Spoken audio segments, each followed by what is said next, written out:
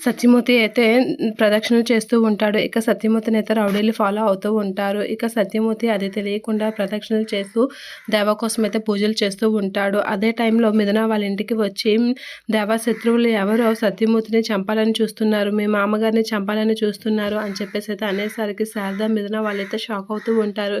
ఏంటి నువ్వు చెప్తుంది నిజమేనా అనేది అడుగుతూ ఉంటుంది మిథున. అవును, నేను చెప్పింది నిజమే.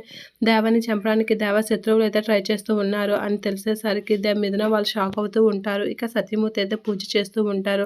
పంతులు గారు ఎవరి కోసమైనా పూజ అని అనేసరికి దేవ అనేది అంటూ ఉంటాడు. అలా అనేసరికి పంతులు గారు అయితే పూజ చేస్తూ ఉంటారు. మీరు అర్జెంటుగా వెళ్ళి ఆపండి, అతన్ని ఎలాగైనా రక్షించండి అని అనేసరికి శారద, మిథున అయితే ఒకరికొకరు తెలియకుండా స్పీడ్గా వెళ్తూ ఉంటారు. ఇక మిథున అయితే దేవాకి ఫోన్ చేస్తూ ఉంటుంది. ఇక సత్యమూర్తి అయితే దేవ కోసం పూజ చేస్తూ ఉంటాడు, హోమం చేస్తూ ఉంటాడు.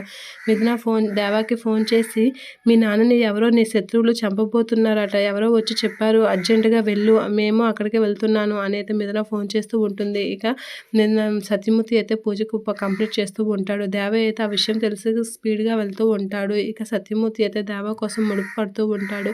ఇక సత్యమూర్తిని కాపాడడానికి మిథున అయితే చాలా స్పీడ్గా గుడిలోకి అయితే వస్తూ ఉంటుంది. శారద కూడా సత్యమూర్తిని కాపాడడానికి కోవెలకు వస్తూ ఉంటుంది. ఇక దేవ అయితే చాలా స్పీడ్గా వస్తూ ఉంటాడు. ఇక సత్యమూర్తి వెనకాతల రౌడీలు తిరుగుతూ సత్యమూర్తిని అయితే పొడవబోతూ ఉంటారు. అది చూసి ఒకసారిగా శారద అయితే పరిగెట్టుకుంటూ వస్తూ ఉంటుంది. మిథున కూడా పరిగెట్టుకుంటూ వస్తూ ఉంటుంది. ఇక రౌడీలు సత్యమూర్తిని పొడిచేసరికి ఏవండి అని గట్టిగా అరుస్తూ ఉంటుంది శారద. ఇక సత్యమూర్తి అయితే అలా చూస్తూ ఉండిపోతూ ఉంటాడు. అలా రౌడీ పొడిచేసరికి ఏం మాట్లాడకుండా అలా ఉండిపోయి ఒకసారిగా షాక్ అవుతూ ఉంటాడు సత్యమూర్తి.